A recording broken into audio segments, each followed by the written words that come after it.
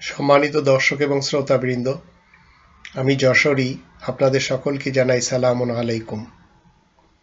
ইসলাম পালনের ক্ষেত্রে আমাদেরকে কয়টি বিধান মানতে হবে?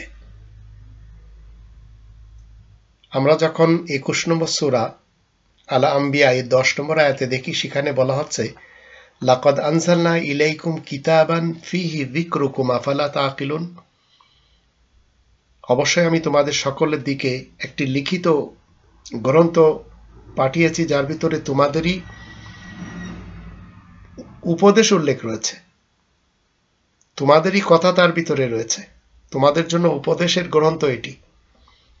আফালা তাকিলুন, তোমরা কি একটু বুদ্ধি বিবেচনা কাজে লাগাবে না?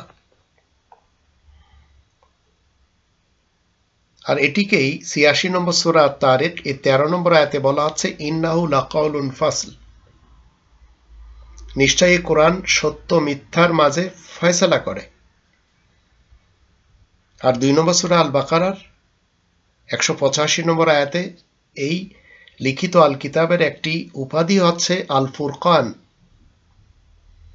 তো কওলে ফাসল এবং আল ফুরকান এর মাধ্যম দিয়ে আপনাকে জানতে হবে হাদিস নামক যা কিছু পৃথিবীতে রয়েছে এটি দুই ধরনের। ৩৯ নম্বর সূরা আজ-জুমারের ২৩ নম্বর আয়াতে শুরুতে বলা হচ্ছে, আল্লাহু নাজ্জালা আহসান আল হাদিসি কিতাবান, আল্লাহ নাজিল করেছেন সর্বোত্তম হাদিসের একটি গ্রন্থ লিখিত আকারে।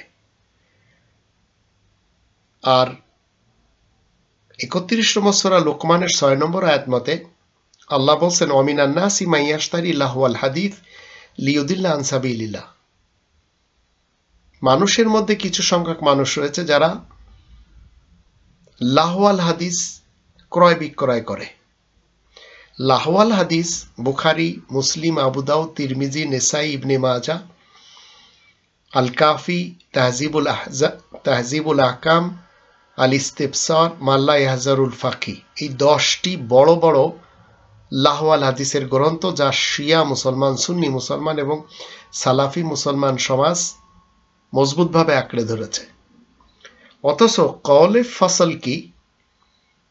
ইতিসাম বিল কিতাব, ইতিসাম বিল কুরআন। ৩ নম্বর সূরা আল ইমরানের ১০৩ নম্বর আয়াতের দৃষ্টিতে এই কোরআনকে মজবুতভাবে আঁকড়ে ধরতে হবে। ওয়াতাসিমু বিহাবলিল্লাহি জামিআন ওয়া লা তাফাররাকু। তো ফিরকা, পার্টি, মাসলাক, মাযহাব যারা তৈরি করে নিয়েছে তারা সবাই লাহওয়াল হাদিস বিশ্বাসী। তাই আপনাকে আমাকে কোনোভাবে লাহওয়াল হাদিসের দিকে যাওয়া লাগবে না, কারণ যখন আপনি যাবেন তখন আপনাকে কোরআনচ্যুত করে দেবে লাহওয়াল হাদিসগুলি। সেই হাদিসগুলির প্রবক্তা যারা, তাদেরকে জামানার ইমামও বলা হচ্ছে, তাদেরকে বক্তা হুজুরও বলা হচ্ছে, তাদেরকে শিয়া সুন্নি সালাফি হুজুর বলা হচ্ছে, তাদেরকে পীর বলা হচ্ছে, তাদেরকে শেখ বলা হচ্ছে, তাদেরকে ইমাম বলা হচ্ছে, এমনকি রাব্বি মুরব্বিও বলা হচ্ছে তাদেরকে। এদের থেকে দূরে থাকতে হবে।